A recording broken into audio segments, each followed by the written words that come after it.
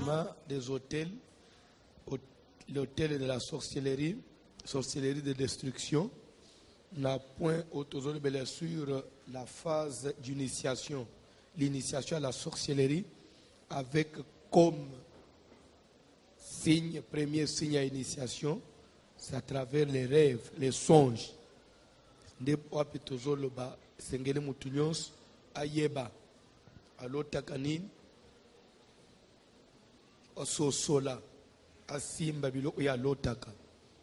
C'est à travers bandoto makambo ebele likanaka. Amen. Na ebite sokeza na ndeko moko avana lekana lite ya lelo akoki ko répéter ngai avant na point ya sika. Tous a déjà na actualité mais na point ya sika. Ako répéter ngai les critères kotangela les critères de validité des songes oya retenant. Yo moko utangi nyonso. Jusqu'à là, tout le monde a combien de critères? Pardon? 6. Qui peut me citer les 6 critères?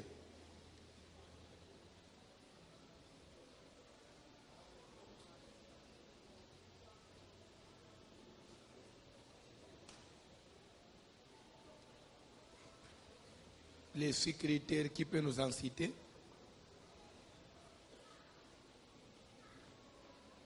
Otomboli Musapi.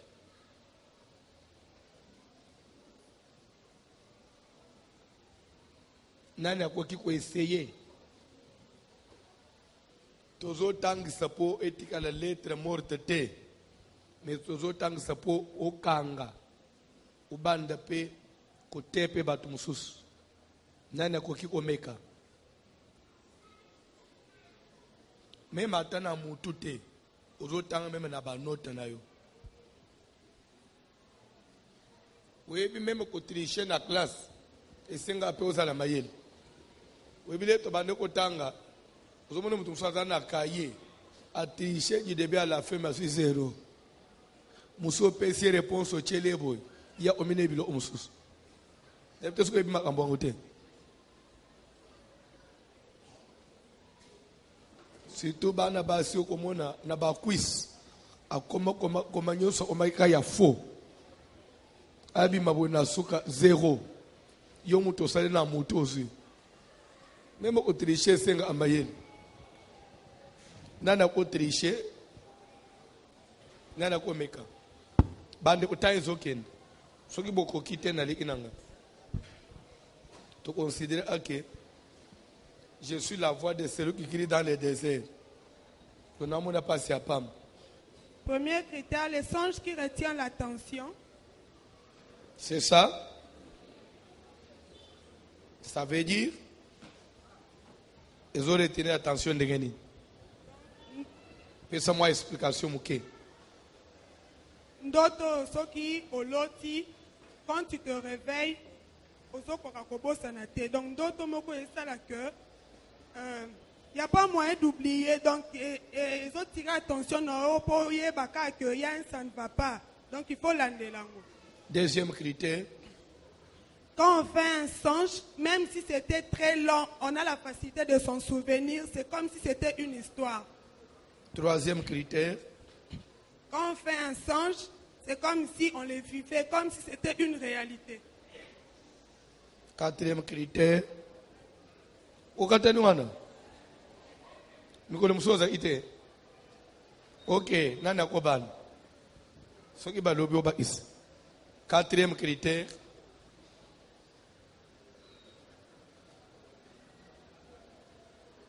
Nazana besoin bato amayele. Oyebi ele otomula musapi na loyengete. Pona oyoki sosoni. Na miso bato ebele boy. Bato ozolanda biso tili banda mboka. Oyo ole babilobela. C'est ça.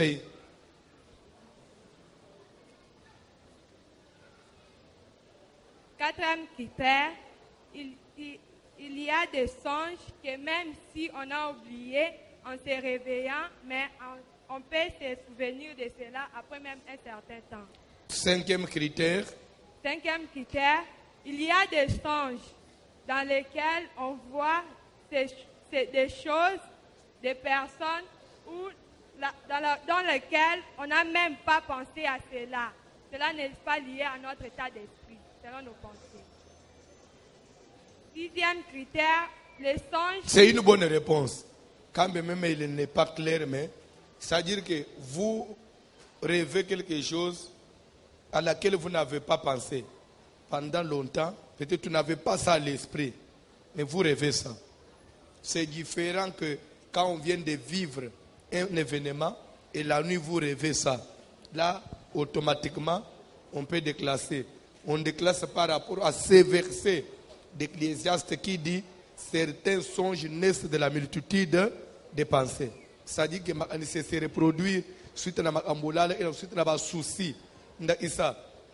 Nicolas nous a souci à mbongo. Zokanisa kanisa après olali olochi otek tala bambongo na maboko. Ozamba linga pambula ngai eloko te. Asusi ozana uyalala nde zongi na makanisi nayo. Ozana mulimu apite etungiso makasi mikolo wana etungiso makasi. Olali olochi ozosangisa nzoto na mutu. Il y a d'autres choses. Ce n'est même pas un mari de nuit, c'est la multitude de pensées. C'est clair? Ok. 6e critère. Les songes qui se répètent pour exprimer la les répétition choses des messages. La forme peut être différente, mais le fond reste le même. Amen. Ok.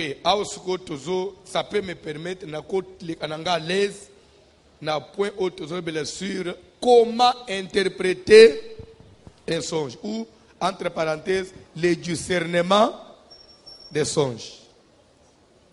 Pour interpréter les songes, notez bien.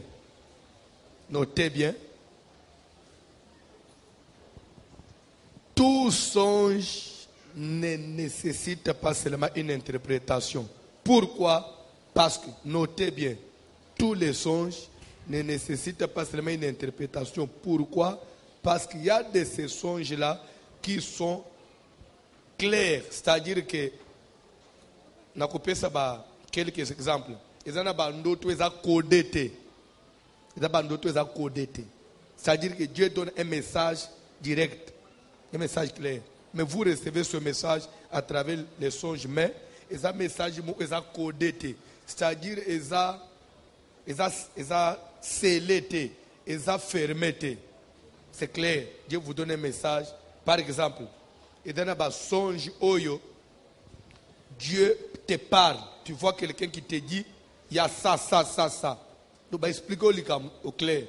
Les autres ne même pas, il n'y a pas discerné. Moussous, vous voyez des images. Vous avez des images, mais vous avez clair. Ils ont codé, ils ont voilé. Et la troisième catégorie, des songes oyo, ils ont codé. Il faut se déverrouiller. C'est clair? La bande là, je disais bien, en ce qui concerne l'interprétation des songes, tout songe ne nécessite pas seulement une interprétation. Pourquoi? Parce qu'il y a de ces songes-là qui ne sont pas voilés ou collés. Il y a des, entre parenthèses, et dans la bande oyo, on te donne un message clair et net. Moussous, c'est-à-dire quoi? Message clair, on t'explique, on te donne une explication. C'est comme si on te raconte une histoire. Quelqu'un te dit, il y a ça. Deuxièmement, on a essayé une image, mais où ils ont fermé, ils ont fait clair. Des images qui parlent clairement. Et troisièmement, ne oyo, ezali ndoto, ezali une histoire codée. Où ils ont quelqu'un pour déverrouiller ça.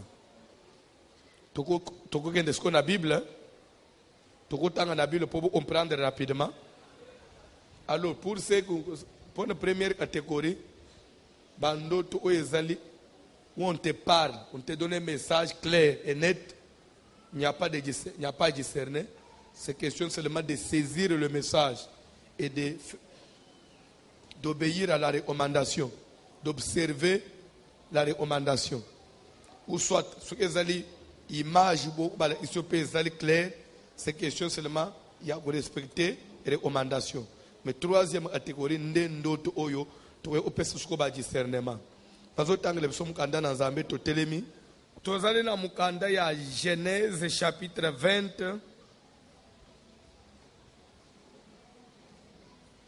Tu vas lire le premier verset. Genèse 20 à partir du premier verset. Rapidement. Genèse chapitre 20 à partir du premier verset. Nous lisons au nom de Jésus-Christ. Abraham partit de là pour la contrée du Midi. Abraham a loué place Azalaki à Keina côté Moyebimaka. Il s'établit entre Kadès et Shur. A Fandaki entre Mboka na Kadès et Mboka na Shur. Et fit un séjour à Guérar. Pe ayekovle kisamwa mikolo na Mboka na Guérar. Abraham disait de Sarah sa femme, Abraham c'est ma sœur. abandaki koloba pona Sarah mwasi na ye azobete azaleki na ngai. Abimelech, roi de Guérar, fit enlever Sarah. Abimelech mokonzi ya Guérar aye ko enlever atindi ba soda na ye ba enlever Sarah ba botoli Sarah pa Abraham ba kenaye. Alors Dieu apparut en songe à Abimelech pendant la nuit et lui dit, yango nzambe Abimelech na ndoto na katikati ya butu nzambe yeliye na ndoto pe alobi na ye, voici tu vas mourir. tala okokufa. Stop boko fanda.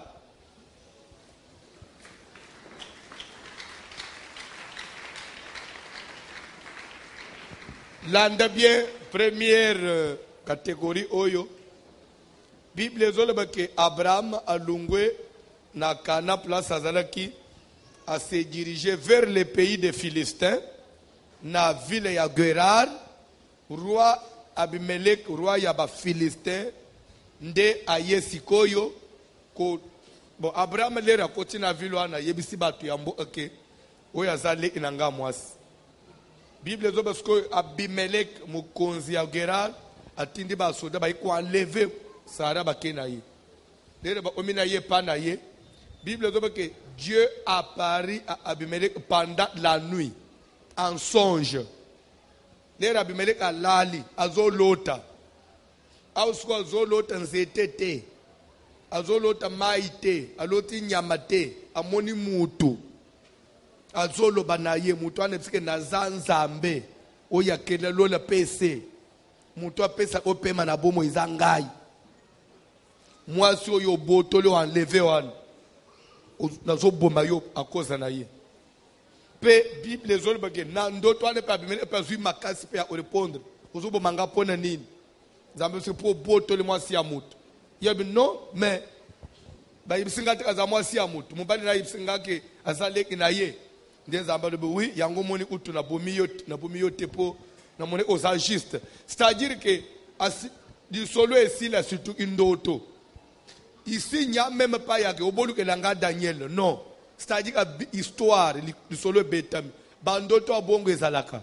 Okoloto mutu zolo ban même mutu mo okufa. Azoe bisoke kebali kambo boy. Amen.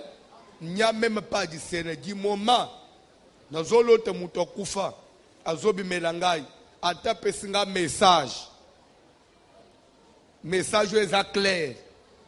Pour rentrer dans le discernement des songes, je vais d'abord faire quoi? D'abord, Bible ezo pekisa. Bible ezo interdire. Na mutoa za vivant, à côté en contact avec les morts. C'est un péché.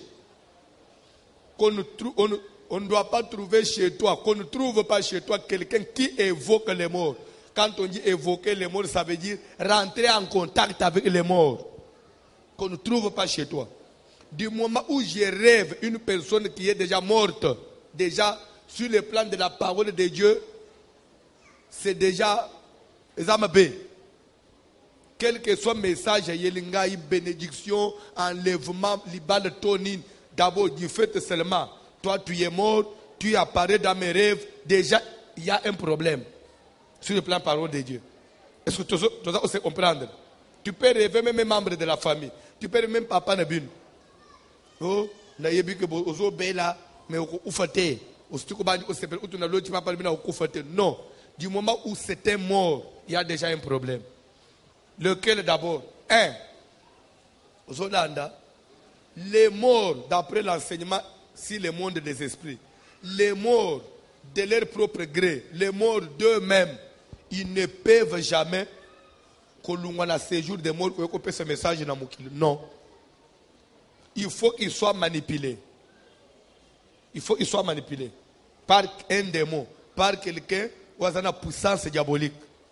Même papa ne m'a koufi. Soit, il est manipulé par quelqu'un. Et ça n'a ndokimoko, il y a pembe na acha famille, nda manipulé. Première explication. S'il n'a pas été manipulé, soit c'est que papa to maman ou ya koufi a un mauvais état d'âme. Pas seulement mauvais état d'âme, mais il avait des esprits puissants, des esprits forts. Il n'y a que bateau, des esprits forts, même ceux qui ont confié son esprit peut être en activité.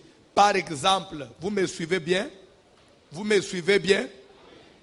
Toujours exemple, il y a l'homme riche et le pauvre Lazare.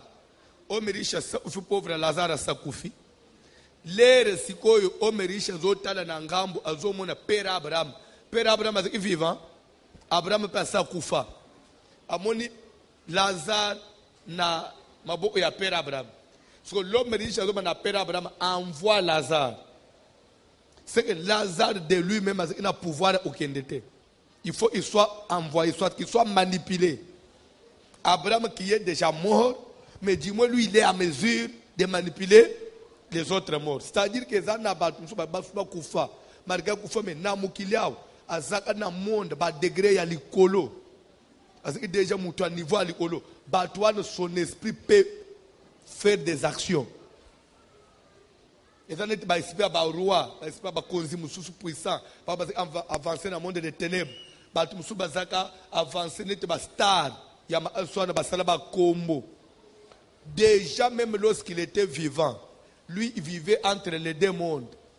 Il pouvait aller dans le monde des morts et venir dans le monde des vivants. Il pouvait aller dans le monde des esprits et venir dans le monde des vivants. Même lorsqu'il est mort, il peut encore avoir cette possibilité-là de sortir dans ce monde, poser des actes et rentrer sans qu'il soit manipulé. C'est clair? Dans le monde des esprits. Soit un mort, on le manipule. Si on ne le manipule pas, s'il agit par lui-même, c'était quelqu'un, il y a dimension. Ce que Abraham a pu agir dans le monde, parce que dans le niveau spirituel, Abraham a trempé à l'école pas dans Zambé. C'est clair? Tu peux avancer? Des trois, ce qui n'a rêvé Moutokoufi, s'il n'est pas manipulé, s'il n'était pas de mauvais état d'âme, avancé. Soit c'est que il y a un sorcier, un magicien, quelqu'un de vivant qui utilise son image. Ce n'est pas lui. Ce sont les trois options. Dans d'autres moutokoufa. C'est clair? C'est que ça n'a ndoki. Azu image na ye.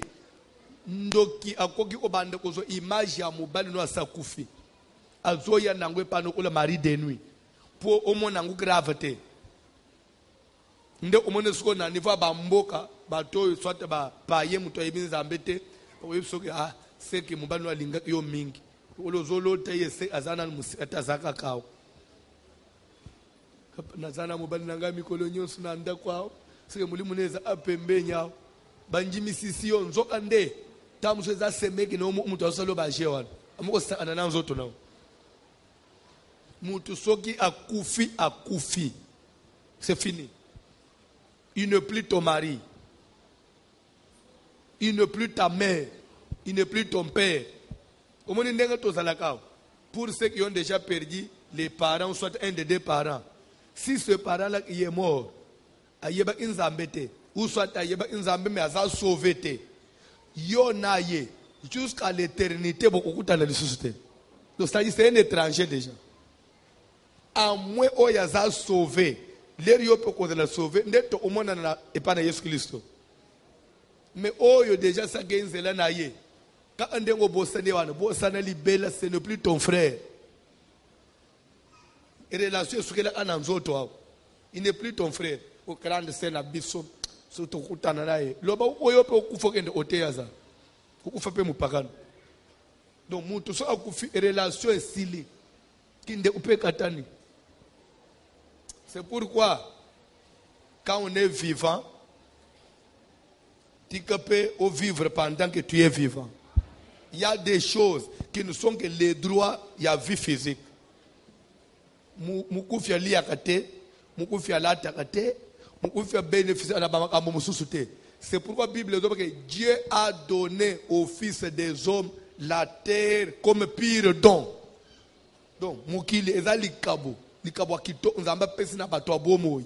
Nete na mukili a, il faut nzamba pambola yo. Au sein de voyage, au lalipe na condition à bien, au lié pe au meli. C'est-à-dire que au bénéficier de la bénédiction à mukili. La Bible est dans Genèse 24. Abraham avançait en âge. Mais ok. Abraham mourut rassasié des jours. Pour que quelqu'un soit rassasié, c'est qu'il avait fait quoi? Oh. On est rassasié après quoi? Après avoir consommé, oui ou non? Oh. Comment vous hésitez? Quand on dit que rassasié des jours, ça veut dire quoi? C'est allié Mikolo, allié à Sepet. Donc, à Swimbongo, à Boti, à Bali, donc, Bible d'abord na Ebandeli. Abraham était avancé en âge et Dieu avait béni Abraham en toutes choses. Donc, il avait une bénédiction. Maintenant, il mourit rassasié des jours. C'est qu'il avait consommé toute la bénédiction. Vignon, soya bien, à salle. Allah n'a place à bien. Allez le motemane lingaki. À salle voyage, à contempler nyonso, ndenasima. Oh Seigneur. Même chose avec Siméon. Siméon Zamba dit que tu ne mourras pas sans que tes yeux là voient le Messie, le Christ de Dieu. Et Siméon vivait tout en attendant cette promesse-là. Qu'il faut que Issam. Les jours, la Bible dit que Siméon a collé qui m'a cassé. Siméon a collé mpaka. Mais moi, il faut que le Messie. Nde elo umwetikala ina vina ye akoko gende tepo il faut apalper wana les jours moko ka Simeon ye na temple et tomber peke jour onde Marie na Joseph ba ye pour la première fois pour ba présenter mwana lere ka ba bengi mwana opambola papa Simeon nda opambola mwana Simeon ya zuika mwana na maboko zamba funguliye miso. Voilà le Christ de Dieu. Simeon lui dit, oh Seigneur, maintenant tu peux laisser ton serviteur s'en aller en paix. Parce que ce que j'attendais, ce qui me restait, je l'ai eu. Bien aimé, il y a des choses qui te restent. C'est le mariage. Autant que classe. Il faut que tu aies un jour au salani. Au bala. Il faut un jour au sala. Si maya au sala, il faut simba mbongo. Si maya au simba mbongo, il faut pas au sala ba voyage. OK, ne peut ba vacances. OK, peut ba msuko boy. OK, ka congé tourisme. Donc, on est na mukili ka boy. O visita te pa imote. Depo botama na barumbu. Okoli na kingabwa. Otangi na yolo. Oteki na zandu. Osambeli na kalembele. Okufi na njili. Bakunjo na itamu. Vipe esili. Hey! Donc, c'est-à-dire que Vinayo, on dirait c'est un cercle là. Ndaku Zandu. Bien Ndaku Moussala. Moussala un peu la ville. Na commerce. Bien à Wenze ya Matete. Mususu wapi? Ya Bitabe. Iza Ndaku Wenze ya Matete. Wenze ya Matete, église. Église veillée. Veillée Ndaku. Ndaku Wenze. Vipesili. Hein? Ou bien que louf, papa. Si on déplacé à mon été à voyager. Azap na louf. Bande louf bébé est à Zamba. Louf est à ville est à Mbokate. Est à Zamba, est en plein, est à Zamba. Batonga et le place à Zamba boy. Moi Zamba mo kapembe za poste mo le plus avancé. Moi Zamba ndepe comme moi wenze pe comme. Tam so on se louf au que le utabanda on a ba hôtel. Louf est à Zamba. Tam so on se louf est à soki. Hein? Banda kwa ndengenini. Et là, qu'est-ce que vous croyez? Je suis ça à la télé. Il y a bien batonga bani. Ce que baba ni otonga bébé ou baba mbabeleza lobi lobi ao. C'est ça zamba. Tam sozo on sait na ke voyage na louf. Obetele na batuma solo. Tu peux pas que louf. Louf est à moi wenze mo ka batu bakatisina ngam. Ba tangible ko ba take après ba tsiba zongi ndo yo sombi pe o machina amyo sombi zomo na voyage uzano kana zamba tika zamba bi akangule fina yo fe ndenga ndazole babi kuke fungwama zamba pambula yo. Bref je disais les morts, attention, tu ne peux pas souhaiter rencontrer les morts. Non. Sur le plan de la parole de Dieu, c'est interdit. Si vous voyez un mort, il y a un problème. Ok. Quel problème? D'abord, j'ai dit, sur le plan de la parole de Dieu, ils amaient. Mais pourquoi ils peuvent venir chez toi? Quels que soient les messages qu'ils peuvent vous apporter, lorsque déjà je rencontre un mort, c'est qu'il y a aussi un problème, il y a esprit des morts. Quel que soit le message à Koya. Par rapport à la parole de Dieu. Saül, roi Saül, le jour où il est allé voir le Mandonala, il dit que fais-moi monter celui que je te dirai. Mandona bimiselier Samuel. Saül a côté en contact avec Samuel, oui ou non? Le lendemain, Saül a salé. Le bilan Saül a salé. Akoufi. Pourquoi Akoufi? Parce qu'il est entré en contact avec les morts. Quand vous voyez les morts, c'est qu'il y a un esprit de mort derrière. Quel que soit d'abord le message, il y a aussi un peu l'esprit de mort. C'est pourquoi d'autres ont déjà, ça ne demande même pas au déjà explication. Je disais ceci, et dans la bande on lui donne un message, on vous communique quelque chose. Et même dans d'autres, tu peux, soit soit papa ou yebiete, soit maman moko, soit moi amuke, yebisio lika musturi boy. Peut directement, soit papa ici au voyage moko, soit papa ici au moko. Ça c'est clair. Tu comprends na point wana? Na ko ba isamususu. Amen. Tangele biso Genèse 31, aux bandana verset. Toutes les bandana verset 7, papa. Et votre père s'est joué de moi. Awa Jacob ozolo banaba semeki na ye. Ba yaya yabasi na ye. Na bale yabasi na ye. Azoba que votre père s'est joué de moi. Papa nebino asali nini? Asakani na ngai. Papa wana ina ne pa na ye. Bokilo en même temps noko bande koyebi makamu susu biso to mona kamabe bato a Bible bazaki na monoko mais déjà o eza manquement grave muto anaza noko na yo grand frère à maman aboti yo pe en même temps bokilo ozoba ke se jouer à sakane na ngai ja obasangi ozala muluba te pour le langage ya boy. Papa nous a sakane na ngai. Basi na yepe banjimi ba supporter. Ba te to le bana papa le biso ndengwa na te. Te na ko permettre sakana na papa na biso te. Bilo oyo zala anangwana. Ba rachela ba sala ngote. Basi la Bible soumission à tanga parole de Dieu. Et a changé 10 fois mon salaire. Oyebi papa nous a sakane na ngai. Abongoli mbala zomi salaire na ngai. Toke. Mais Dieu ne lui a pas permis de me faire du mal.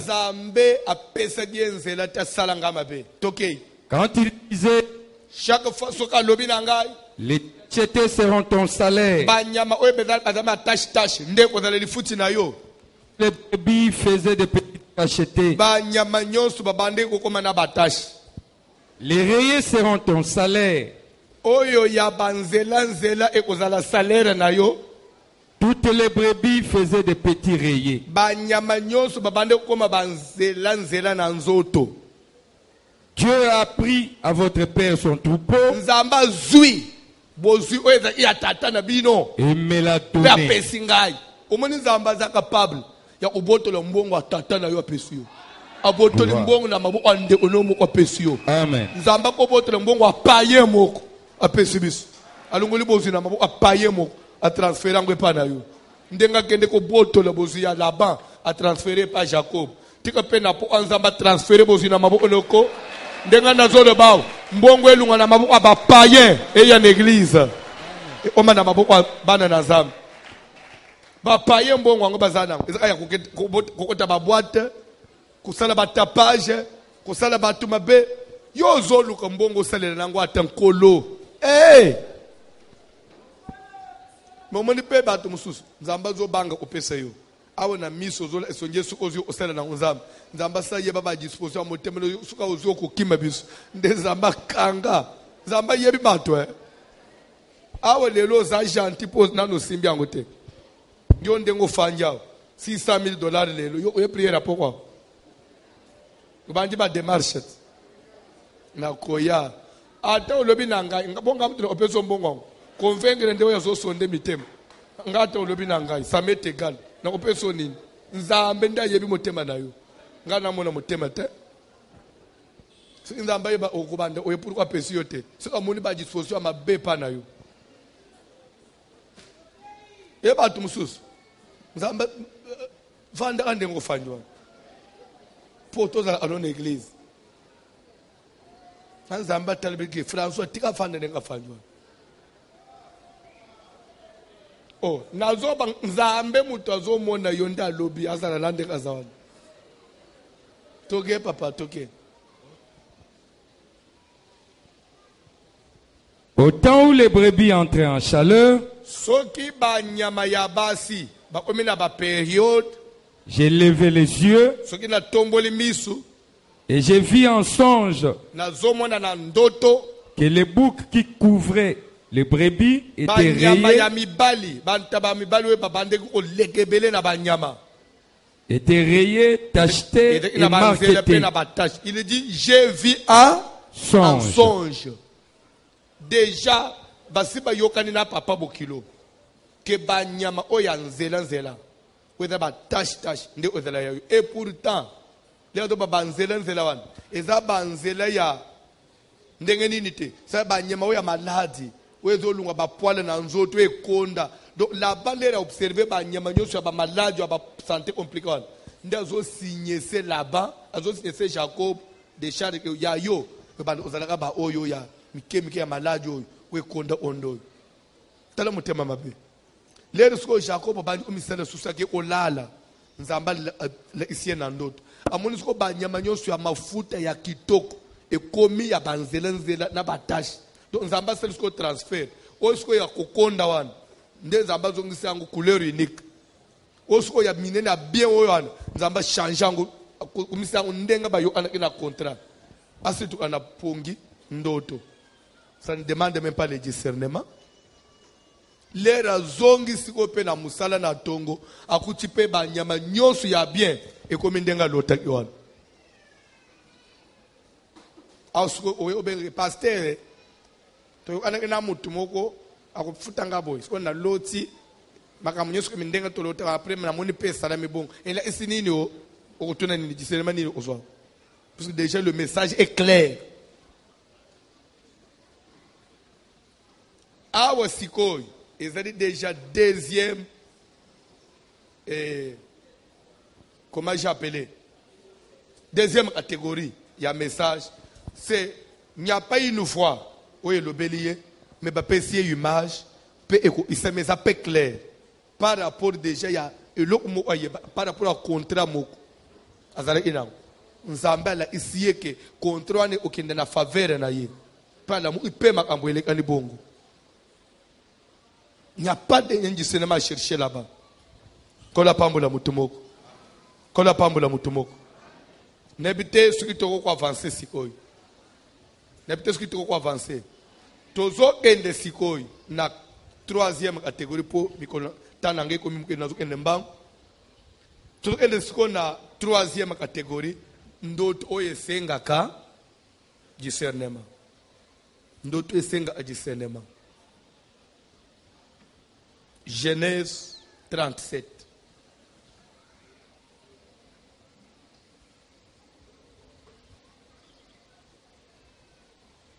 Ozobanda na premier verset to gagné tant papa mbangu. Jacob demeura dans le pays de Canaan. Jacob a umela kinamboka na Kana. Où avait séjourné son père. Bipai wapi tata na yepe a umelaka. Tata na yenan. Tata na yenan. Isaac. Toke papa. Voici la postérité de Jacob. Botala bokitani ya Jacob. Joseph, âgé de 17 ans, Tokei. faisait paître le troupeau avec ses frères. Cet enfant était auprès des fils de Bila. Vous savez, ce passage, en quelque sorte, est sa correcteté. Dans le langage des hommes, on dit ceci.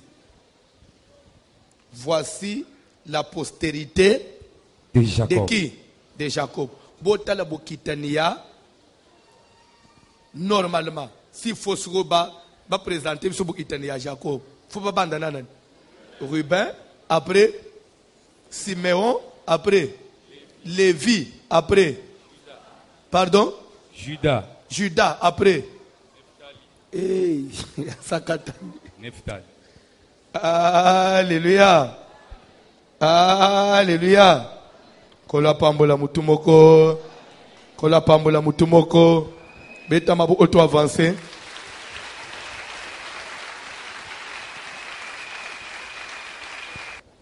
Frère, autant la parole de Dieu. Voici la postérité de Jacob. Botala bokitani ya Jacob. Joseph, âgé de 17 ans, Au lieu de commencer par Ruben, on a commencé par qui? Joseph a 40e mois. Pardon? Mais comment parce qu'on autant l'avant-dernier, babo sani 10 ban le kolonaye. Bref, eling olobanin. Mokili et chakaka na muto za important. Ndenga bu opena nzambe. Donc, c'est-à-dire que quand on veut parler maintenant de la famille de Jacob, on voit Joseph. Bamusunyo subakewa ameli bam. Yo kozala oya komela bato. Mwana mukeme ba omiko benga famille ya Judith. Nzo ande bayano nyoso ya mikolo. Tellement que ba salelo oteba omboda bangwe kei assimilé aux ajournés.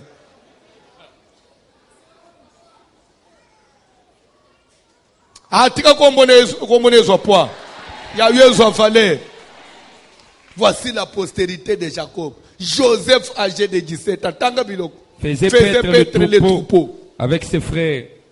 Cet enfant était auprès des fils de Bila et des fils de Zilpa, femme de son père. Et Joseph rapportait à leur père leurs mauvais propos. Israël aimait Joseph. Les mauvais propos des gens ne peuvent rien changer et pas dans un pays. Bien aimé, tu vas sepela na yo, ba ina yo, ba tonga yo, ba critiquer yo, ba finga yo, ba bamba yo ba kombo, ba traiter yo de tout et de rien. Oyo nzamba sakoma likolo na yo eza bongo. Les grands frères de Jacob ne pouvaient jamais lui parler en bien. Ce qui va fongole munoko, yo sanin, yo mwano, yo memona kanani, yo ansina famille au salé nini yao. Ce n'est pas parce que moutou il a dit au salé le hôtel. Non. Toi tu te crois qui dans cette famille. D'ailleurs, moi ne m'kemo oboy. Famille ba yaya ya David, même papa botaye. Les prophètes a inanda bimisabana na yo. Tanga Bible mon. Isaïe bimisibana 7 a ignoré David. Qui nos prophètes tu ne bana nyosu ya mibali obota. Amoko pe akozala mais yaza abote d'ailleurs yena njimite ka papa comment yo papa ozobote aya nanu to olemba teski pe nanu aya nanu de photo tata mususu omona lere ka mwana ana bimi boy na lance pierre na yena kilote na solo ya bantaba na nzoto kotelema kaka zotelema prophète voici le wende de l'Éternel akamatina mafuta achena mutu na ye eloko esala amutu eza amunene te mulayi te kitoko te ba diplôme te millier okolela te mais ezali eloko nzambe achena kati na mutu tika ndenga nazota na poko eloko na nzambe ezala na kati na yo eloko na nzambe ekutama na kati na yo. Tanga Bible papa. Israël aimait Joseph. Si Dieu vous aime, il vous aime. Amen. Est-ce que quelqu'un peut dire Dieu m'aime? Dieu m'aime. Plus que tous mes autres frères, toutes mes autres sœurs. Plus que tous mes autres frères. Ça c'est entre nous. Ata bazaliao. Basilika te. Ngamu tuna lobi yangu. Webi na famille binu. Yonde nzambali nga makasi. Ba musu nyonso ba mi bamba kaka me yonde pesa. Do bunganga nzambe fanda ande pana yo. Makila makamuna nzambe zande pana yo.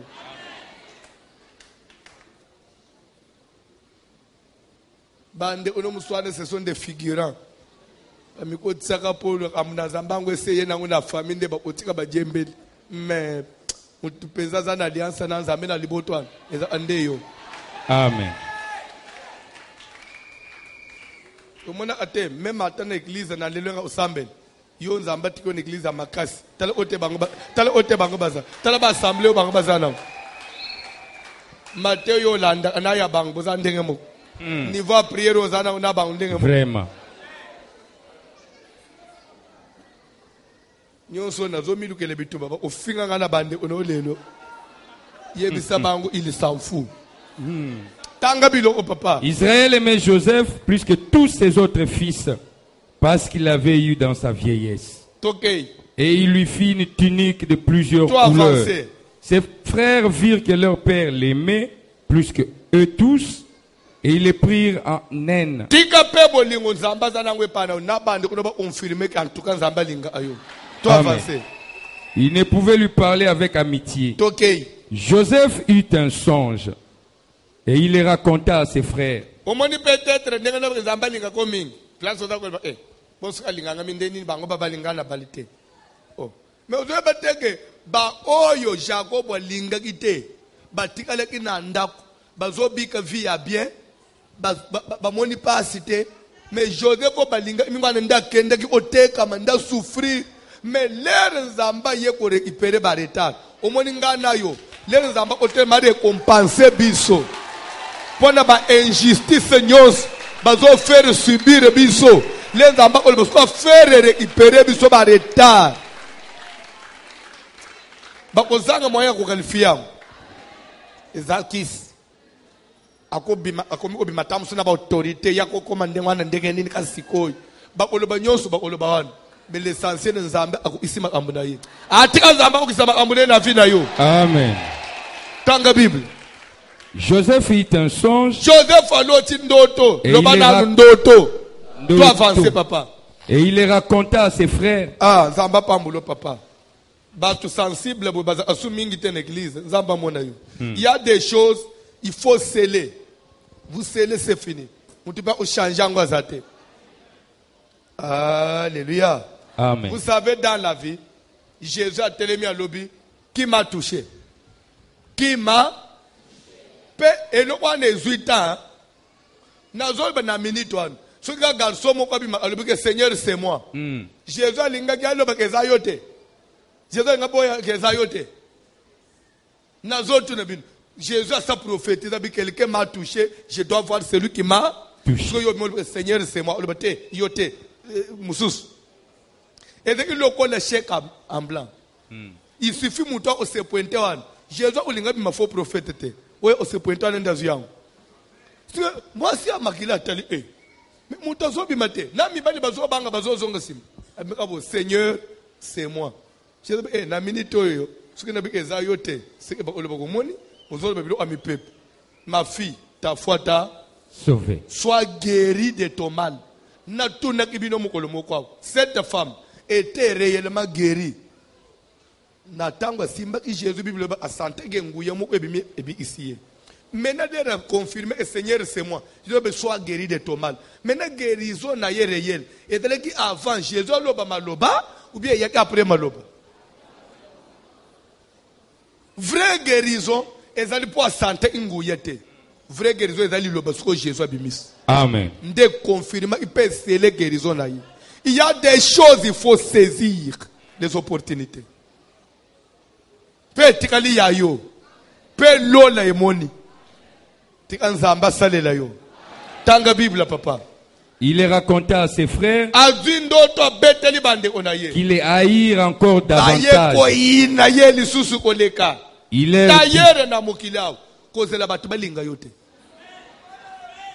vous souffrez des choses peut-être dans yebité. Au moins vous vous sala ayo passe. Ngai usala nga passe te. Balingi ngai te. Batu nso badu ngai te. Naleka bu foba lo bakaka boy yangai bi makama be bongo esale nini yo dana na intérêt batu balinga yo ata balinga yo ba changer nini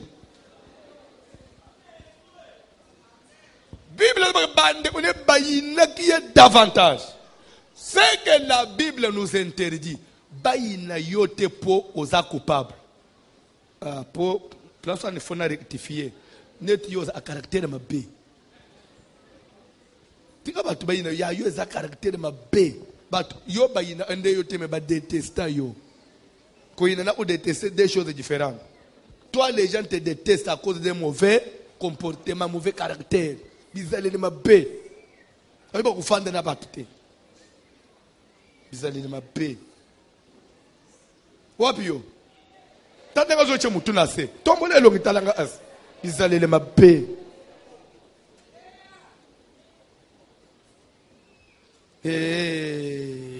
Maman mukolo frère mobimba mukolo bizale lonjele mwana lipasse bebe bana mapasa parce que bizale mabe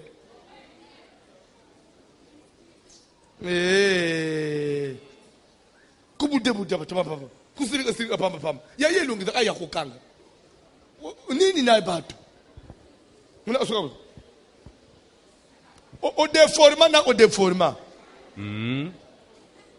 yo quand est-ce que vous allez sérieux dans okangelong ko dans sérieux dans okangelong makambo esenge no dans sérieux za sérieuté ozo kangene de longiao te kuna na kuzo za sérieuté so sérieux zo bimelanda um ila intimidation biso beto ko banga yote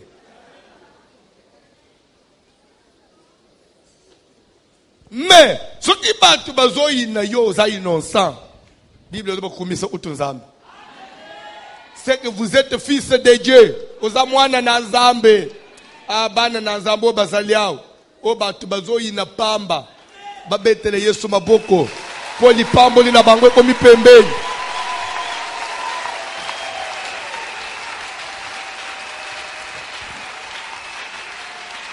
kola pambo la yo.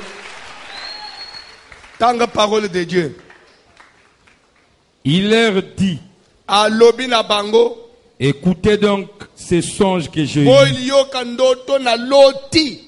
Nous étions alliés des gerbes au milieu des champs. Comment interpréter maintenant les songes où ils allaient coder? Tozalaki na kati na loti na zomona na ndoto ngai Joseph na bande kunanga nyoso ya mibali.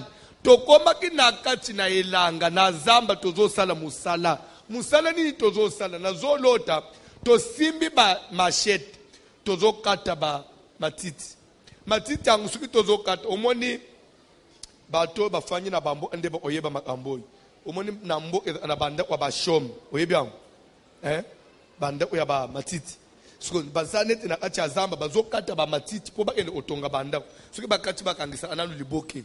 So, faut des fois même sur Otali, sur tous les voyageurs, Banzela Baba Congo, Banzela Babandon, okomona des fois basi babimisi bakangisi ba mabukana des fois ochang pembe nya balabala bazo misa ona zamba po na sima ba yekomem so Joseph azolota bazo sala musala wana bazo kata ba matiti akangisi liboke so ba telemis ya ye telem bande onaye ribenso akacha ya kang aya telemisi boy eko inasi azonga ajistam telemis eko inasi ya bande onyoso eko ya Joseph de tekala hotelem so telemisi ya ye telem so ya ye zo kweya ezo entouré à Joseph donc nyonso omi tout autour lali nase ya ye na katika chwane telema bu wana na ndoto astuka boye ndoto to epe na critère de validité mbala mu retenir attention na ye ala mukape na tongo abosani angote oye lingeke kima ye lera monika abarube bazole anambala mu image wana ya butu ezongeliye akende na critère de validité mususu répétition des songes répétition comment pour l'autre qui a matiti pas l'autre minzoto ezongumba melaye monike ba critère nyonso ezongi répétition et retenir attention etikali marqué histoire mulayi me akangi nyonso ba critère nyonso ko isabi ala mukana tongo le biyari ben talando to na lote ina butu le utuna moni ozo kota nde na se rappeler na loti tozana bino nyonso na kati ya zamba tozo kata matiti to kangisa ba maboke tozo telemisa na bina me ya bino nyonso ekwei pe e entouré o yangai ngai na komina yangai komina atikati ya hotel na comprendre ndoto wangu te landa bien omoni même lere bazole bake bino église na bino nyonso ekomika kama be mutolota boy mabe mais landa quand même sens ya ndoto wana vous allez comprendre qu'il y a un sens d'abord positif un travail mais ozomona ke ezokende na sens ya ko favoriser Joseph alors tu ndoto mu ezokende na faveur na d'abord le travail mais o ezotelese ya yezo émerger ya baninga zo sala nini ezo chité mais yezo tika au centre azo comme on dirait plaque tournante ya famille na ye tika nzamba o miso plaque tournante tika nzamba au centre de ta famille tika nzamba tombole wa peso valeur toye pas na nzambe pas pour être derrière les gens mais pour être à la tête. Nous ne prions pas pour qu'on soit toujours na se metozala na likolo tika nzamba matisa vina yoko talandoto mais moi ne mouke qu'il était il ne pouvait pas comprendre et là ici nini tanga parole de Dieu papa dit et voici ma gerbe s'éleva et s'étint debout tala liboke o yanga ya matiti etombwami yanga yata na telemisi mabe landa o yanga yata na telemisi mabe kwei nase yang moko komona ka kesali nini etombwami ekutela hotel ya bino ate bo ajuster ndenge nini eklala akaka yanga ndezo tombwama etkela hotel tanga bible. Et vos gerbes l'entourèrent et se prosternèrent devant elle. Ses frères lui dirent, s'il vous plaît, vous allez comprendre qu'au départ, même Joseph ne savait pas interpréter. Il a appris à interpréter à partir de l'interprétation des autres. Quand on interprétait ses propres songes et apprendre comment interpréter Abamusus. En d'autres, en réalité, on n'interprète pas les images, ça je vous interdis, mais on interprète le sens.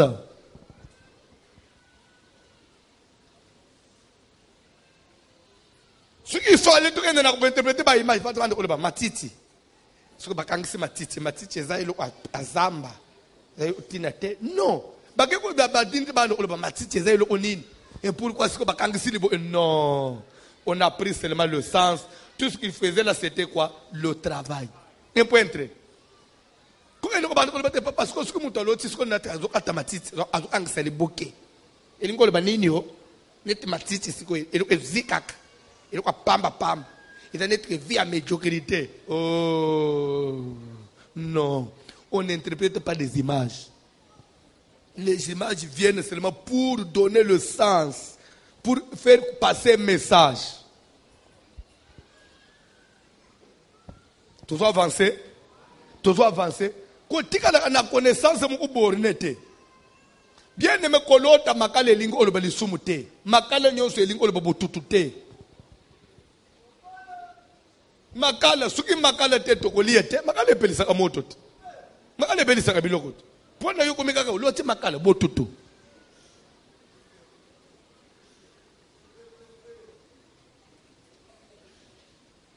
Tanga Bible. Tanga Bible. Ses frères lui disent, Tito comme dimanche, on est peu capable ya même les na parce que ya talelo on a l'autre assis sur non et lingo le babo boy. Ne cherche pas à analyser image par image, ça n'existe pas dans le domaine de l'interprétation. On n'analyse pas image par image, mais on prend que le fond. Et ses frères lui disent, est-ce que tu régneras sur nous? Tu vois comment on a interprété? Veux-tu dire que toi tu seras au-dessus de nous? Veux-tu dire que toi tu vas nous dominer, tu vas régner sur nous? C'est simple. Yo moni bakeke, soko maboka ngo combien? Directement, au lingo au régner le colon abisso. Et là ici déjà domination, un point. Et c'est ça le vrai sens, et c'est ça le vrai discernement. Papa Tanga Bible. Est-ce que tu nous gouverneras? Et il les haïr encore davantage. Toi avancé. À cause de ses songes et à cause de ses paroles. Tokei. Il eut encore un autre songe. Il eut encore. Automatiquement, ce qui est un critère de validité commune. Les songes répètent. Mais ça s'est répété comme lisez la Bible. Et il les raconta à ses frères. Il dit, j'ai eu encore un songe. Et voici le soleil, la lune et les 11 étoiles s'est prosterné devant moi.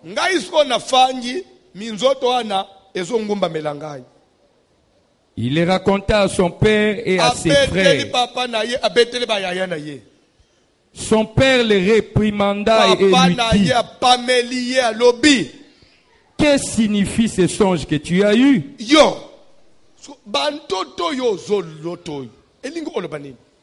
Que signifie ce songe que tu as? Je voudrais aussi te poser la question. Bandoto signifier nini?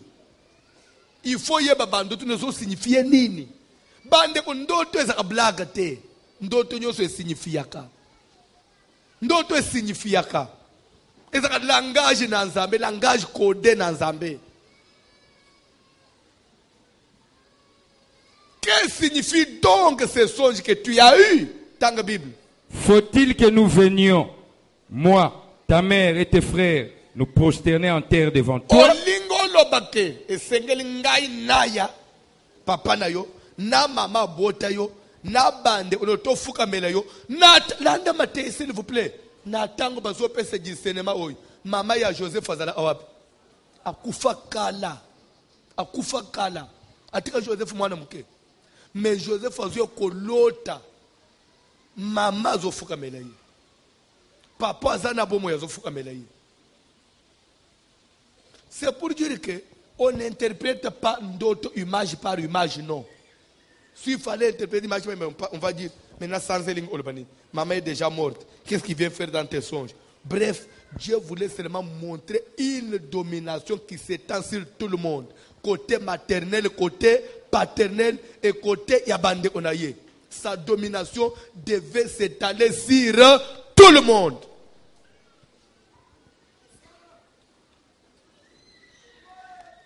C'est comme ça qu'il verrait même la lune, qui était l'image de sa maman qui était déjà morte. Mais il faut qu'elle pour dire que domination, il y a Joseph Moutoko échappé. On a le côté à famille à maman, au Kukita. On a le côté à famille à papa, au Kokita. On a le ndeko au Kokita. Et pour ne pas bakisa.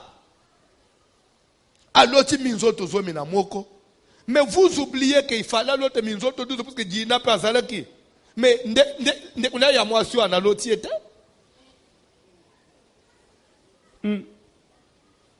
Mais quand on a donné l'interprétation, papa est tout droit au but. Faut-il que moi, ta mère et tes frères, nous venons nous prosterner devant toi? Et pourtant, ces songes-là voulaient seulement dire le soleil, qui est l'image de la puissance, de la force. On peut comprendre. L'astre, où ils ont dominé le soleil. Tolandi la lune, un peu faible par rapport au soleil. Les étoiles. Moïse amok, oui ou non? Sans appeler azala akaka, minzoto ndezala ebele. Elingo banin, papa baza ami balete. Ba mama ya motipe bazalaka mi balete. Mais banende bazalaka ebele. D'un seul père, d'une seule mère, on peut avoir beaucoup d'enfants. Tu vois, ils ont interprété le soleil, là, c'est l'autorité, ngai papa, la lune, le côté faible, côté maman, les étoiles, bande onayo. Maintenant, ceux qui bande, on est pas étoiles.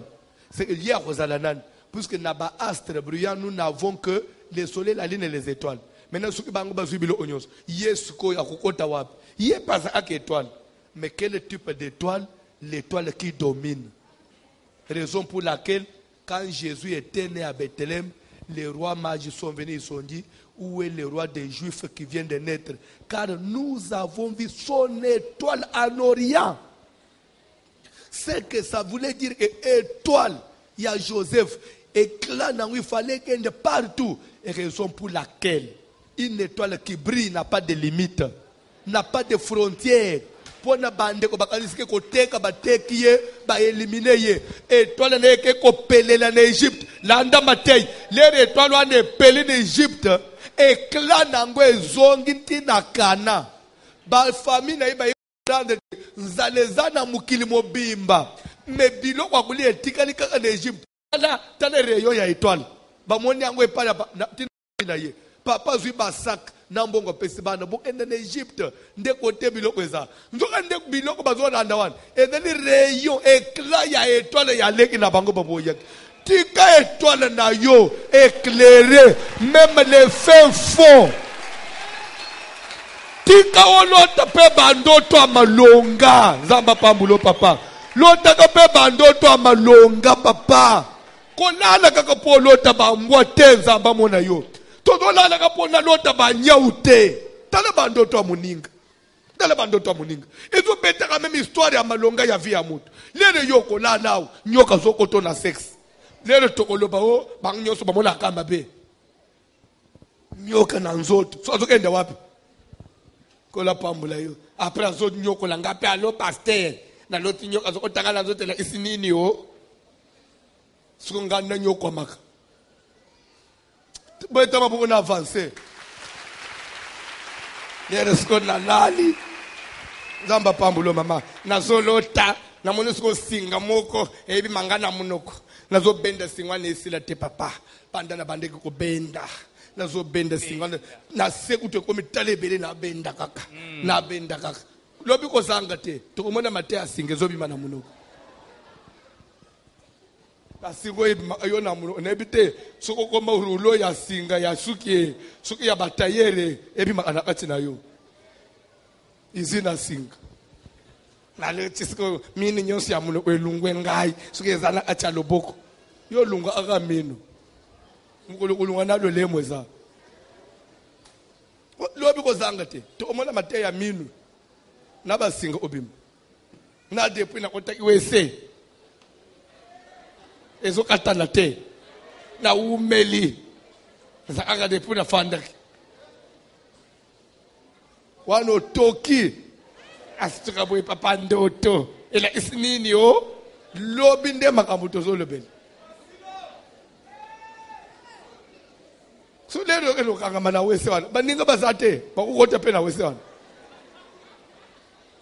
tala ndoto amuninga sa clair papa clair biloko yo lota tokla sa una ranini biloko yo zolota depuis yo kola yo moni biloko flou na ndoto Joseph. Pour ton information, si Joseph s'est permis à webisa Pharaon, si Pharaon a vu la chose se répéter une seconde fois, c'est parce que Yépe n'a pas d'autre se répéter une seconde fois.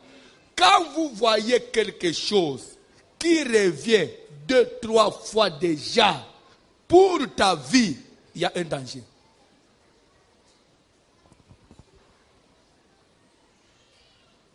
Combien de fois ndoto ya kosokola ezongi na vina yo nazo enda na cantine na kugende ozamai na pompe des fois ma yezo bimate nazo sokola nazo bo amai na nzoto salite zo silete ti mai esili na cantine salite zo silete nawo ya loche zo kende kuluka mai po sokola akuchi mai yezo bimate nawo ya zo sokola salite silite mai esili, c'est une même chose. Nous sommes les autres visés à la saleté dans les autres. En quelque sorte, ton état spirituel devant Dieu n'est pas convenable. Dieu te reproche de quelque chose dans ta marche. Il voudrait que tu te sanctifies.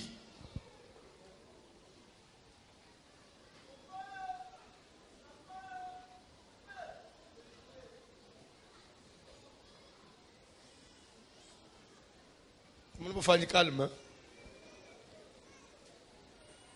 Ou soit, ozo lota, ozo sukola na kikoso moko. Ya salité makas. Otemi kola ma banque, puis ozo tele na sebo, ko tele des fois te. C'est la même chose. C'est que vie ozo big, na place ozo big là. Zambazo sepelete. Il voudrait que tu te laves. Et toilette, toi, les toilettes et esprit.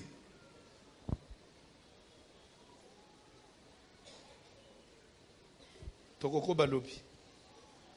Otelema te prier. Comment interpréter un songe? N'habitez ce que tu as bien. Au moins, nous sommes lundi Matthieu pendant 5 jours. Au lundi 5 prédications. Na kozwa kimia na makambo ya allo pasteur na ndoto ebele ya bato na mwa minimum ya lumière nga na kopema ya ona bisike binoke unité ya konyokola nga yao papa na ndoto papa landa mateya okoye ko na ko interpréter na koyoka interprétation Joseph akomaki ko interpréter ce koye mo sima oyoka interprétation ba ya na yi.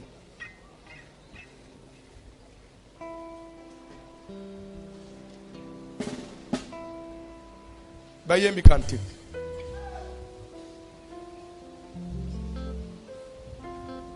Bayembi kantik.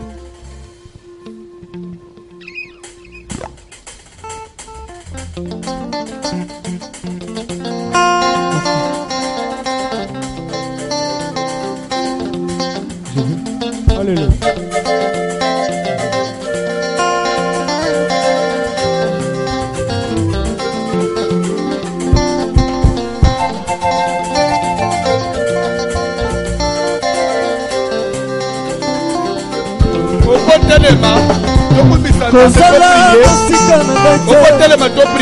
Zala pembeni na ngai yokanga nelonga eso kozala mosika na ngai te zala pembeni na ngai yo likonzi na moto kotika ngai te eso kotika ngai te eso kotika ngai te zala pembeni na ngai yo likonzi na moto kozala nzambe na ngai kozala mosika na ngai te zala pembeni na ngai yokanga nelonga kozala nzambe na ngai kozala mosika na ngai te zala pembeni na ngai yo likonzi na moto kotika ngai te yeso kotika ngai te yeso zala pembeni na ngai yo likonzi na moto ozali nzambe nzambe ya vina ozali nzambe ya bomoni te ozali nzambe nzambe ya vina ozali nzambe Yobongwani tozaliza Zambe abinanga tozaliza Yobongwani tozaliza Zambe abinanga tozaliza Yobongwani tozaliza. C'est comme je venais de le dire. Pesanga matoi. Somo tali bien. Dans la Bible, maman. Na yebisa ka ba que toza ba chrétien pour Bible za. Sur Bible za ite toza ba chrétien na nini? Fondement na biso, fondement ya foi na biso c'est la Bible. Mais dans la Bible au monde. Joseph atikala jamais kolota échec na ndoto na ye. Atikala jamais kolota négativité na ndoto na ye. Mais vie na ye payé ko suka ndenge nini na komata. Comment kozala munji min église? Comment na Yesu na munoko? Bando to les annoncer toujours perte. Yo toujours perdant. Yo c'est toujours échec. Yo toujours ndeba longa. Maintenant vous vous attendez à quel avenir maman te yomoko? Tout le monde vous attendez ce qu'on avenir nini? Ya ke makambo ko changer. Ce qui makambo faut changer e bandela na bandoto nanga. Na bande omone pena zo longa. Na ke pena s'en sortir. Non. Soit c'est des examens aux en classe, tu n'as pas de réponse. Ou soit bah comme réponse est zoya, quand on a minute bazo ramasser papier. Ou soit tu viens à la porte de l'école ou y retard. La télévision moyen au tezate classe c'est bande. Ou soit aux ali bando futi minervalite. Ndeba ninga bazana classe. Lobito ko lobela. Elingi ko lobanini. Ezo annoncer ni na vie amutu. Ko sepela na présenter e le ozomonete. Vi bozomone on dirait mu pepe. Vie ko tombolo lelo, lobi e bambi o peut disparaître. Nous avons besoin de ça de prière. Nous avons pas compté na vie na yo. Pourquoi perte? Pourquoi échec? Pourquoi kanga indena kitaka? Nous avons besoin de ça de prière. Nous avons longisa yo. Bandoto na yo pe bongwa na faveur na yo. Amen. Bandoto mususu ekata na pe pone libela. Au nom de Jésus. To sambele na ombo na Jésus. Na kombo na Yesu Christ Seigneur. Fieza moko. Fieza moko. Salanga faveur. Longola nyonso ya mape. Ya munguna, ya monda tene. Ya kutoka amu. Zambe telemo. Longola nyonso ya monda tene. Sans la prière. Au sang de Jésus. Au nyonso Satan. Zambe la zambe.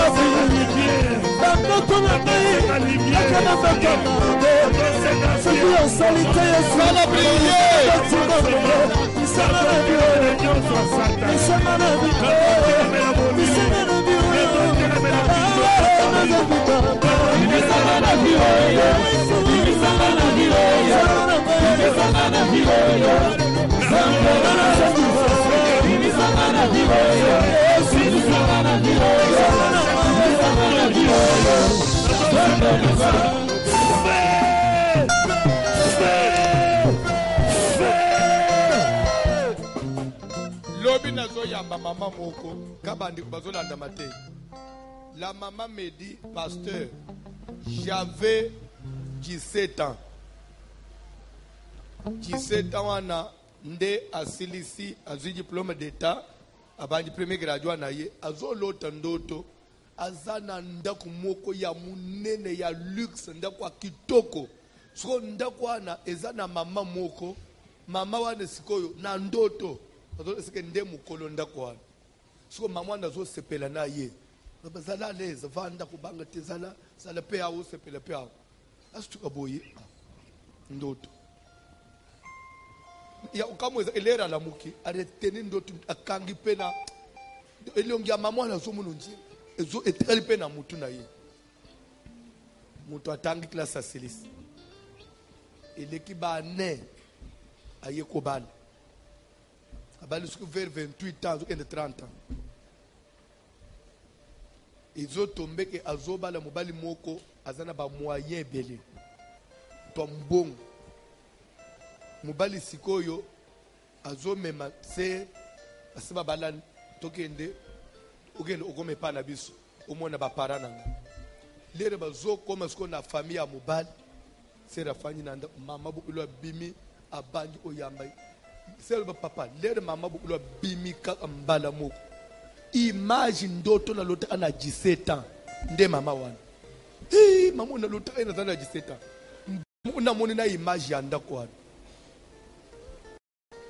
Aujourd'hui je vous parle. Elle est heureuse. Maman Boklo lingi, vous n'avez pas l'idée. Moi ne utol lo balikam. Non. Moi soit ne yeka. Mais à le papa na lota on a zana 17 ans. Même image ina obalezate. Dans au vivre on a kimukono. Akomina bana na libana. De ya yo follow kamwanda kwa muke. Ya yo follow kamwanda kwa matiti. Ya yu folota usa place mukuboy bazolando bamba balingi yote eza nini papa nini yango nazana bezo sala prière nzambe tozobele lazali capable ya kokamata mupepo bande okende na orient azongisa na occident nzamba pesa ordre makambo ekende pe na faveur na yo. Amen. Pourquoi? Parce que tu n'es pas dans Zambé. Tu n'es pas dans Zambé pour te échouer. Ndé comme quand je me sens papa na zana zem. Azolot akeko bota. Soit se retrouver dans d'autres kaboti. Mais azolot na mwana zawa. Te oboti me mwana zate. Amona mwana. Mais oboti me na boti me mwana zawa. Te oboti me mwana zate. Me mwana na tende nini? Astuka boy ndoto. Nebisia mama. Soko sali nini? Kono papa na sambelika na fanji. Nebo sambelo fandi. Donc yo faut même 9 mois après okende obota mwana mona na te. Au nom de Jésus, il y a eu un faux nana. Amen. Parce que dans l'esprit, il y a quelqu'un qui est mort né. Obi na maternité sans moi. Soit au bout de moi après 3 ans moi na kufi. Moi dois quitter. Motona Nzambe.